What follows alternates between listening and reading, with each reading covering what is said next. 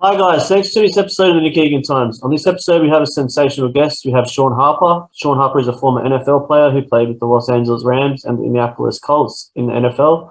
Shawn has now had an amazing and successful motivational speaking career and is also doing incredible volunteering and charity work as well. Welcome, Shawn, and thanks for coming on the podcast. Oh man, thanks for having me. It's a blessing. Let's win, and I hope that this podcast will be a blessing. So come on, let's go with it. Thank you.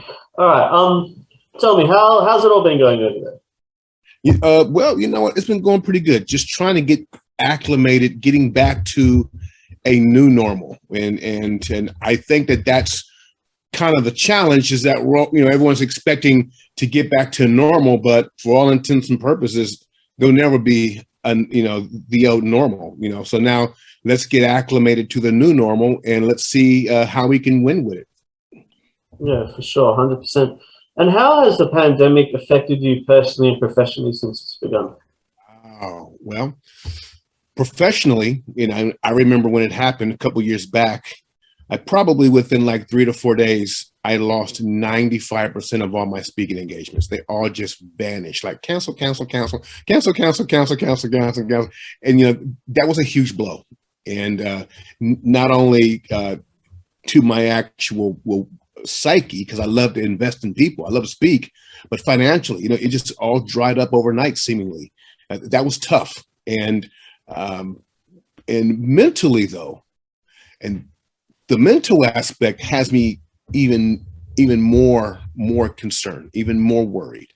And what I mean by that is that, being that, that drive and that ambition as Americans, you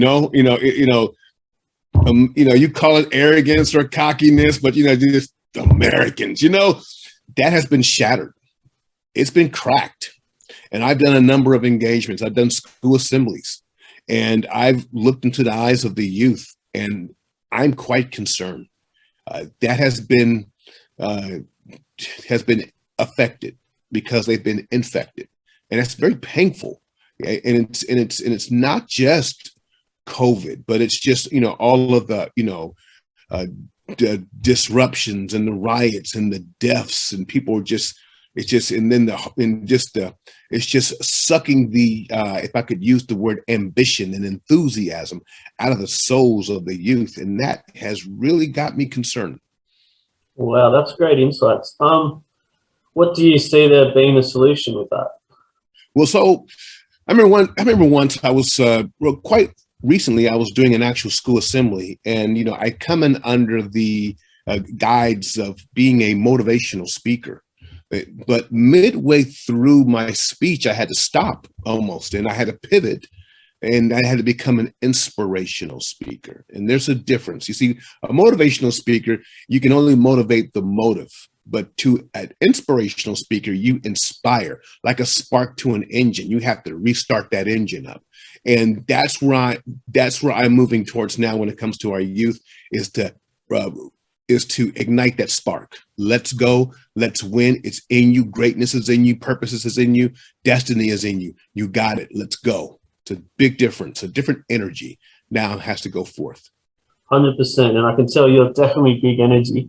Let's go back. Tell me about growing up. I believe you grew up on the South Side in Columbus. Tell me about what life was like that. And, I suppose people around the world that, would like to know, I guess, the insights of what it was like growing up, that can't relate or can't see what it was actually like growing up there. Tons of adversity, tons of poverty.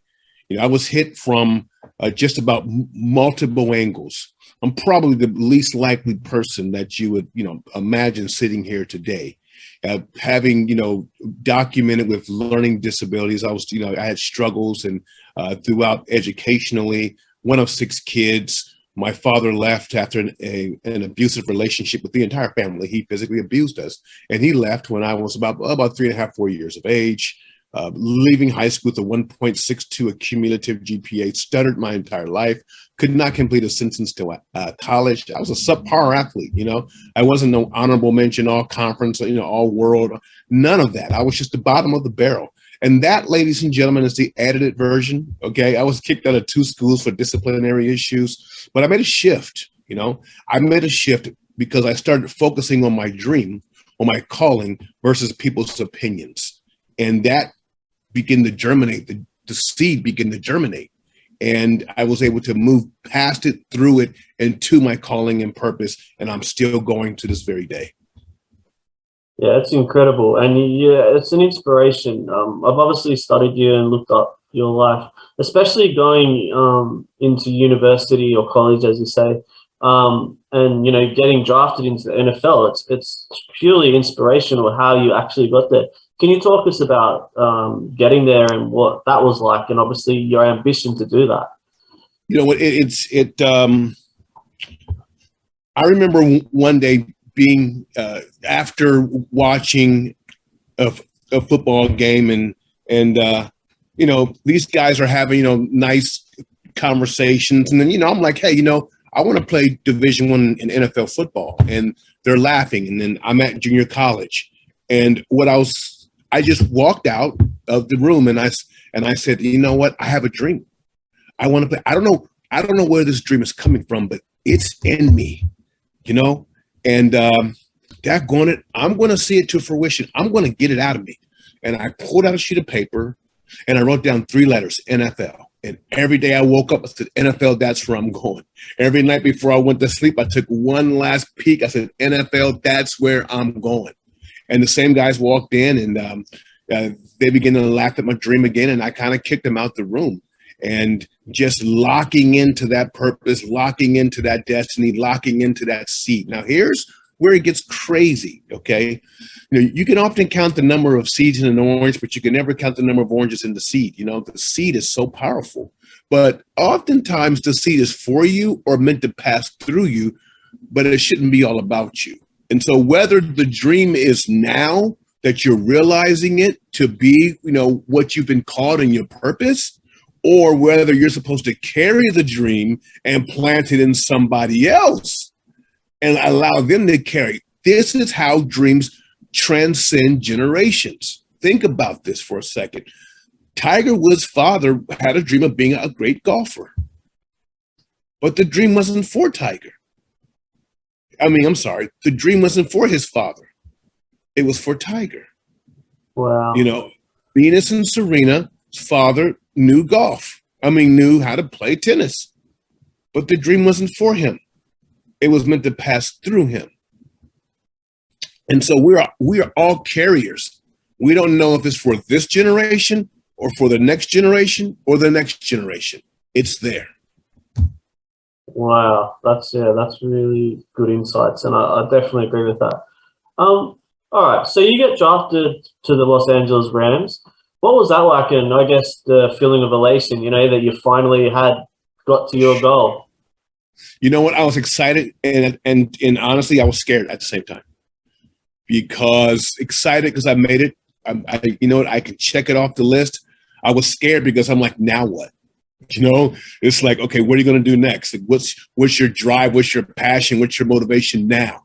Okay. And I honestly got kind of lost for a while because I wasn't able to repurpose and re-guide and regenerate another focus. And that's very dangerous to reach your dream or to reach where you feel you're supposed to be. You always have to have something in front of you. But yeah, I was excited. I was nervous. I was scared. It was so fun. I met some of the greatest people ever playing for the National Football League. My amazing teammates, guys that I still talk with every day, people that I have contact with. It's like it's like a brotherhood, like a fraternity that very few people will ever be a member of. Wow, that's incredible. That's amazing. And what are some insights you can share about your days playing? What are the key highlights, or what are the moments that really, when you look back at it and reflect, that stand out for you that you can share? Well, hindsight is 2020. One of the lessons I've learned is never take the moment for granted. Never take that time for granted. Understanding where you're at. This is a huge lesson that I've learned is sports, whether you're overseas and you're playing football or soccer or whatever you want to call it, or tennis or rugby, it's one reality, and it's being seen and viewed in 4, maybe 5 different perspectives. You have the fans, they have a perspective. You have the players, they have a perspective. You have the coach, he or she has a perspective. You have the owner, and they have a perspective, right? So in order to really win in the game of life, you have to have the perspective of the people that are in charge. Wow. Okay, because when I played, there was a guy. He's a legend. He was named Jackie Slater. I think he played like 20 years professional football, 20 years at right tackle. He is a man's man. Yeah, but he would come to practice every day with like a suit on, suit and tie. He was a sharp dresser. And I thought that was interesting because all the other athletes came in sweatsuits, and what we had on last night, jeans or whatever. We just threw something together, mismatched socks or whatever. Jackie had a suit on every day of practice. He would bring a suit, collared shirt, sometimes a tie. I'm like, man, what is this? And one day he told me, he said, this is business, and you have to have a business perspective. And I'm like, wow, having the perspective of the owner or the boss will allow you to play the game, whether sports or life, for a very long time. Wow, that's great. That's really incredible insights. Who's the best or the best player, I guess, that you've seen or played with in your career? There was a defensive tackle. He's deceased. He was a big guy. His name was Chester McLaughlin. He just couldn't move the guy. He was unmovable. Young in the game, there was a guy named Reggie White who was amazing. From our team, fortunately for the Colts, there's a guy named Tony Saragusa, who was a monster in the middle, right? He was a big dude, but he was on my team, so I was happy. But I would hear stories like, man, you know what? You better be glad you don't have to go up against Tony Saragusa. I say, yeah, I know. Yeah. So, yeah. Wow. And who, in your career, personally, professionally, and playing the NFL even today, who has helped guided you, or who's those mentors, or have you had mentors that have really, or coaches even that have really taken you to those levels and the next levels in your life? So, obviously it was, as I mentioned, Jackie Slater, a great guy. Chuck Knox, the coach, was a great coach. Bruce Matthews with Houston. One of my friends, I just spoke to him yesterday, actually, Kip Vickers, we had played. These guys gave a lot of insight, a lot of correction, and a lot of direction. Ted Marchibroda for the Indianapolis Colts, oh yeah, definitely. Wow. And what's your advice to the younger generation that look up to you, and obviously you're an inspiration to where you've come from? What advice would you give them? Wow. Live, give, and forgive. Okay. Wow. Live your life to the fullest. Maximize every second, maximize every moment. But at the same time, you have to forgive. Number one, you got to forgive yourself, because you're going to make mistakes. You're going to miss the mark. You can't get stuck in the past. You can't get stuck in past failures or setbacks, because if you're not careful, if you live in the past, you'll die in the present. That's number two. And number three is give of yourself, give of your time. Take what you have, give it with joy and gratitude. And it moves from a sacrifice to a seed. And that's what's huge. That's what's needed. And live your life. That's how I live my life. I give so much because it doesn't stay with you if it can't get through you. That's sensational advice. And what's the best advice you've received? Love thyself, honor thyself, and honor God. Wow. It's honor. It is foolish to think that we are like from the goo to the zoo to you. It's foolish to think that we're just a random. No, we have a divine calling and a divine purpose. And it takes a lot of humility, and to destroy your ego, to attack your ego and break it down and submit to a God out there in the universe that has called you and has chosen you before the foundations of the world. And that switches you from greed to service. It switches you from profit to just being a giver of your call and your purpose and your destiny. Wow, that's amazing. Well, what motivates you daily? What inspires you daily? When you wake up now, what motivates you? Love. Love. I try so much to be motivated by love. I try so much to give of myself. That's important. Being motivated by love. And yeah, that's it. I want to love. I want to love through my talent. I want to love through my work. I want to love through my giving. Wow. And what about your charity work and volunteering? That's amazing you Yeah. do that. Tell me about that. So I'm on a few boards. One board that I love to talk about is the King's Ransom Foundation. And what we do is that we donate and we give and we serve the poor and women in sex trafficking all over the world. We do this a lot behind the scenes. Every dime that comes in goes right back out. We have one corporate sponsor who pays all the bills. So everything that comes in goes right back out 100%. Very few charities can make that claim. Wow, that's wonderful service you're doing, and that's amazing work. Tell me, you went on Made, I believe, on MTV episode. All the way back. That was like, man, Jesus, so long ago. Yeah, I was a maid coach on MTV. I had an absolute blast doing that. It was awesome. It was awesome. Yeah. Okay, cool. Tell me about it. What was the highlights of it? I was trying to help Jordan to become the prom prince, right? And my job was to basically make him see who he was, make him realize that everything that you want to achieve has to come from you. It has to come from your self-concept. Who are you, victim or victor? And we got to switch that from being a victim to a victor. Victims tend to focus on what they're going through. Victors look to what and where they're going to, right? So we're going to make that switch within that internal clock, that internal switch into a victor. And then you will attract, and then you will gravitate, and then you will manifest everything that is in you and your calling and the purpose. And it happened to be the prom prince, and we did it. Wow, incredible. And tell me, what about your family? Tell me about them. Like, tell me about your mum. Obviously, your mother's a huge inspiration. Obviously, helped you. Tell me about that.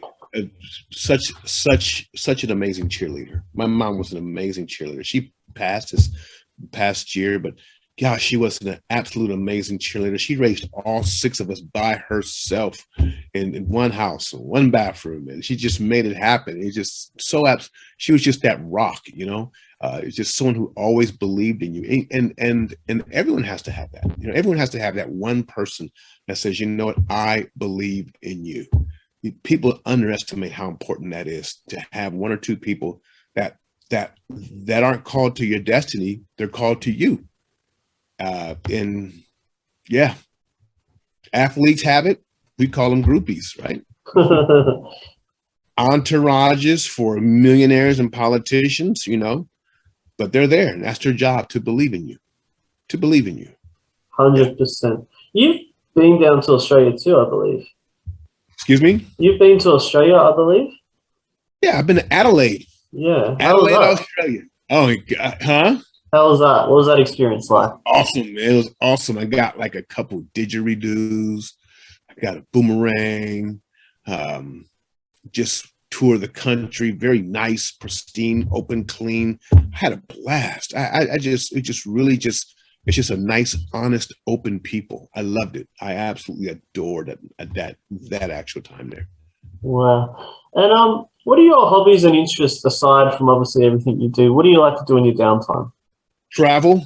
I love to travel anywhere I can. I just love just to get up and just travel. I love music. I love good music. I love just good old school music, 70s, 80s.